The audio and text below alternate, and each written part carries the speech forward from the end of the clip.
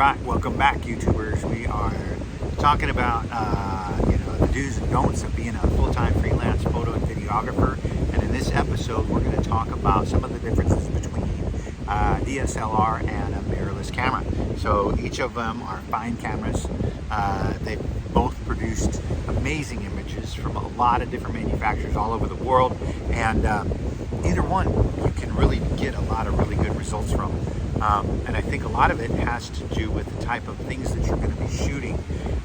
There are benefits to having a DSLR, and one of those benefits, some people think it's outdated, it's old technology, and yeah, it is. But it's also nice to be able to not have to rely on a digital screen.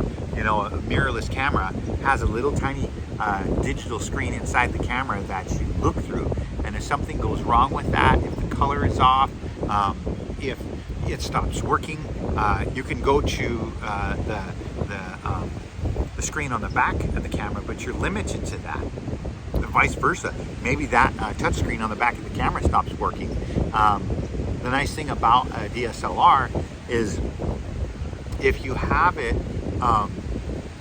turned on, you don't necessarily have the screen turned on inside the viewfinder. Your viewfinder might stay on. Your screen on the back of the camera might stay on a mirrorless camera. With the DSLR, you can set it to where it goes to sleep and it's not using as much juice out of the camera. So I tend to get a longer battery life out of a DSLR than I do out of a mirrorless camera. Mirrorless, on the other hand, allows me to really dial in, really tune in my exposure, and really see what I'm shooting, and I have a really good idea what my results are going to be. DSLR, you don't necessarily have that.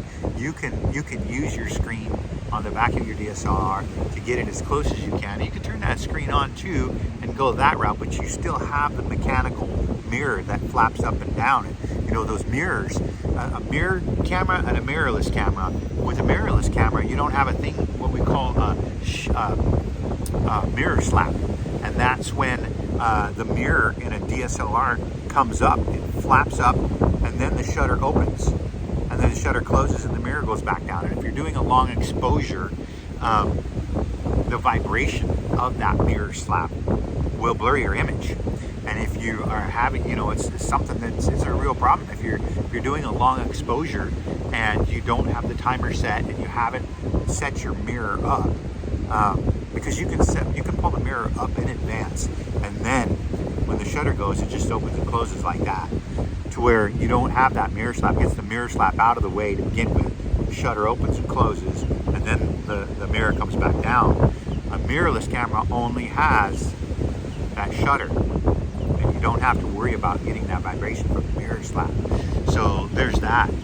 So you're looking at, am I going to get mirror slap in a mirrorless camera? No.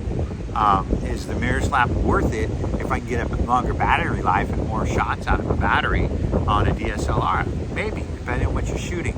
If you're shooting something where you're going to go out and put 5,000 clicks on your camera in a day, that might be something that you're interested in.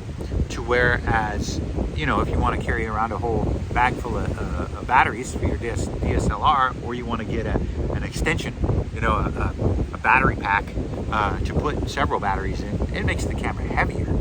But you'd be good to shoot all day that route too. So it kind of depends on what you're doing.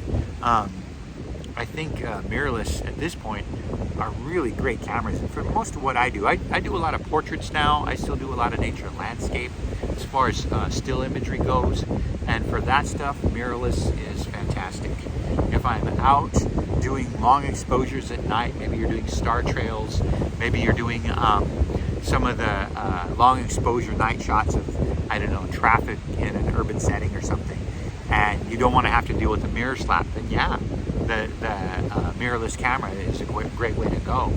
But if you're going to be way out in the middle of nowhere and you are more worried about running out of juice than you are about the mirror slap, then the DSLR might be a better choice, because you can go a long time on just a handful of batteries and not have to worry about charging those and plugging them in, because you're not running those viewfinders. You're not running the screen on the back of the camera the whole time, and you're not running the viewfinder as you're trying to frame up your image. So there's benefits and drawbacks to both of them. I think you just really need to do your due diligence and figure out what's going to be best for you. So beyond that, there are some other minor differences, but those are two really big ones that I thought would be important to share with you. So that's it for this time. Be sure to like and subscribe.